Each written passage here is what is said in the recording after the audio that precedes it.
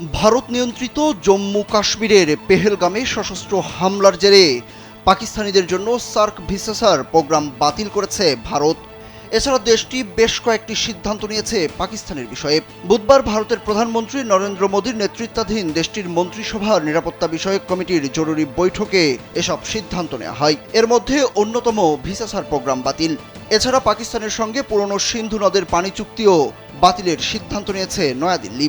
পাকিস্তানের সঙ্গে আটারি সীমান্ত বন্ধ করে দেয়া, পাকিস্তানে ভারতের হাইকমিশন থেকে সব কর্মী প্রত্যাহার এবং পাকিস্তানি নাগরিকদের অবশ্যই ৪৮ ঘন্টার মধ্যে ভারত ছাড়ার নির্দেশনা দেওয়া হয়েছে।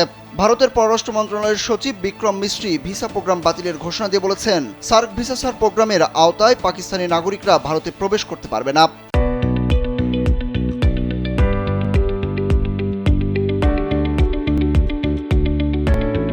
যাদের আগে এই ভিসা দেওয়া হয়েছে সেগুলো বাতিল হিসাবে বিবেচিত হবে এবং যেসব পাকিস্তানি এই ভিসা নিয়ে ভারতে অবস্থান করছেন তাদের ৪৮ ঘন্টার মধ্যে দেশ ত্যাগের নির্দেশ দেওয়া হয়েছে।